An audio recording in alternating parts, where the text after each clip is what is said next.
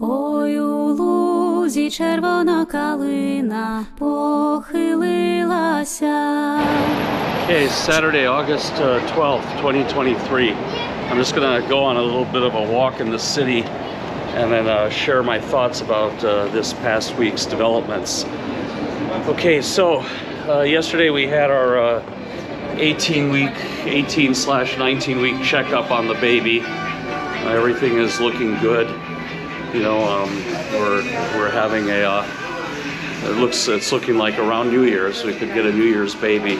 But all the statistics, heart rate, measurements were good. Actually, the baby is a bit ahead of schedule, like 3 days ahead.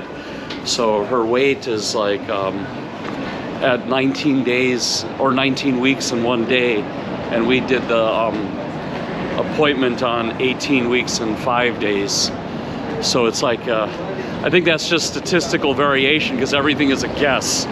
You know, it's a guess when everything starts. You know, the whole processes and everything starts. It's like, so I think that's just more of anything. That's what they told me too. Statistical variation. So they said January 7th, but looks like now it could be January 4th, and there's even 2 weeks of variation there as well. So yeah, we could be lucky and get a New Year's baby going.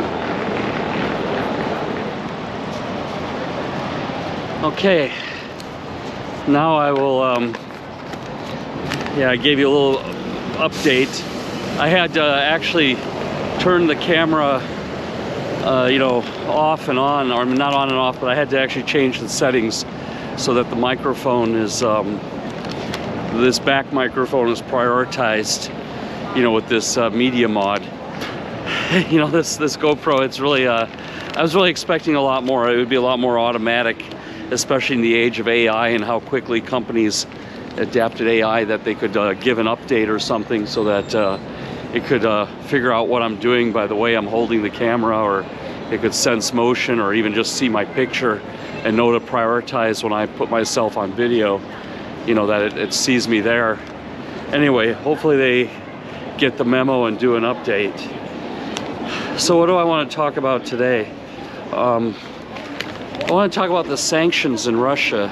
I was watching some videos, you know, of the traders. You know, there's like a lot of British and Americans, not a lot, but there's some living in Russia, and they're doing YouTubes talking about their life there. And yeah, and they were walking through the malls and walking through the streets and what have you, and just talking about life. I'll start out in the Renox Square, and then yeah, I'll just walk around Lviv as we talk. So these people were you know, showing videos of the Russian shopping malls, and like they said, and I actually believe them because they were showing right on video, that the stores changed the name. You know, they were sold off to Russian owners, and they just renamed everything, but the branding, you know, the brand identity is quite similar. You know, they just and the products, more surprisingly, are the same, or almost the same products. I suppose that's because everything is bought from the same factories in China.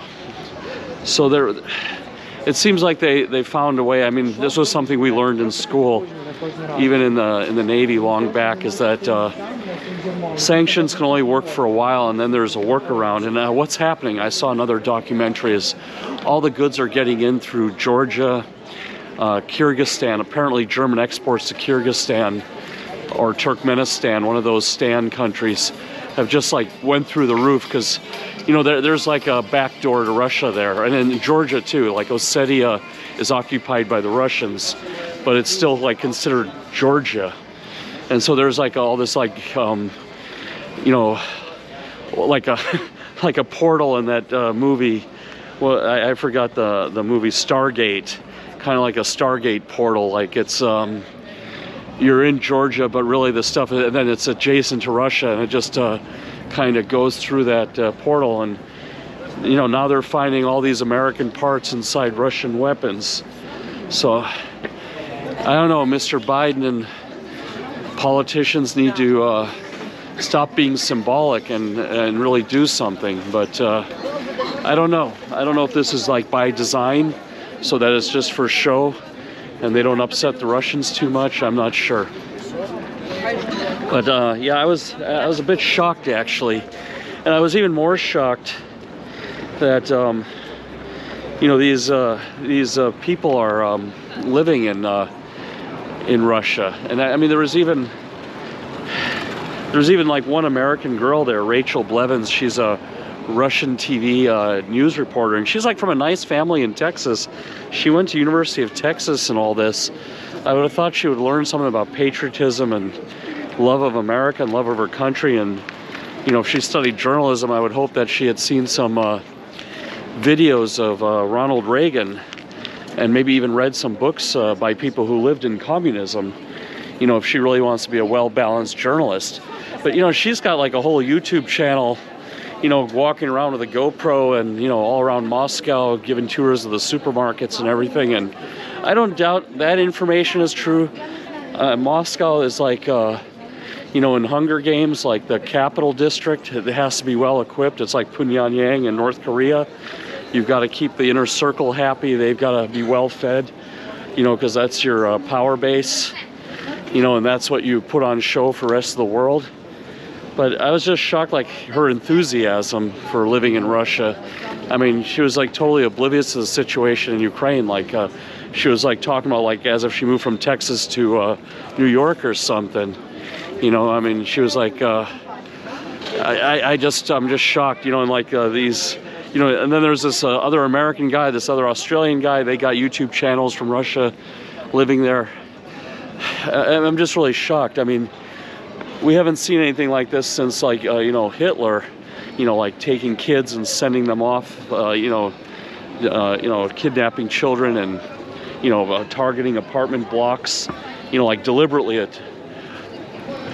You know, I just, it's just really, really shocking, you know, that, you know, these people are living abroad like that, and you know, in Russia, and, you know, just almost like promoting it as a good place to live. I mean, this like Rachel, she's like almost like talking about like, you know, almost like marketing for them. And I've even seen some stuff on Instagram and Reddit that the Russian government now is promoting and trying to get Americans to move over there, telling them that, you know, it's a, you know, homo-free and Christian country. Believe me, it's anything but Christian.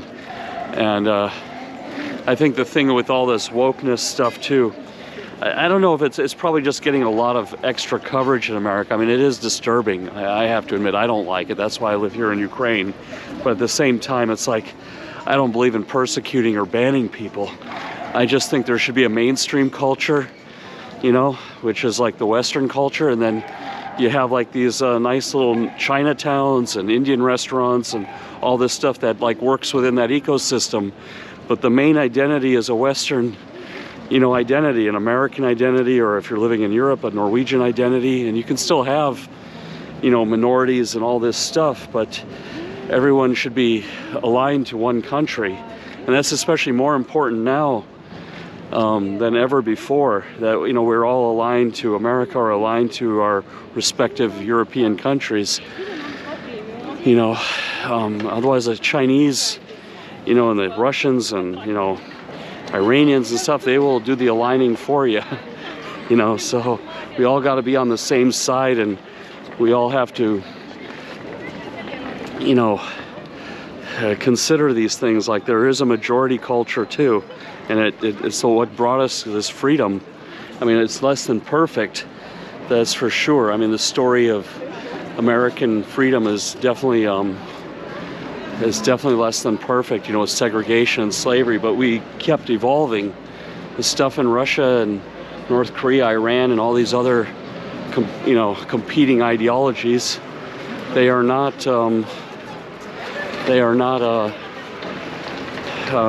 evolving. They're taking us backwards.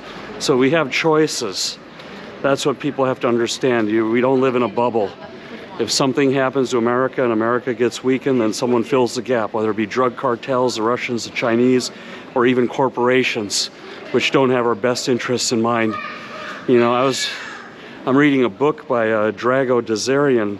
He was this Polish political prisoner who became a U.S. Navy SEAL, and he was talking about how the communist state, you know, would infiltrate, you know, the media, and they would, you know, turn people against each other, and, you know, use all this propaganda machinery. I mean, we're seeing this in corporations, you know, trying to convince us to work 90 hours a week and eat their garbage food and everything. So these kind of oppressive, elitist kind of people, they take many forms, and we got to always be on the lookout for them, you know. And yeah, I don't know how the lighting is going to work here, the sunlight. We'll see. But yeah, that's all I got. I'm trying to keep these videos to like 10 minutes and everything. So yeah, I hope you enjoyed this little walking of Lviv. I'll do more walking around. It's just random, you know, just randomly walking up and down the streets of Lviv, but I'll do more of my videos here. So yeah, have a nice day, and we'll see you soon.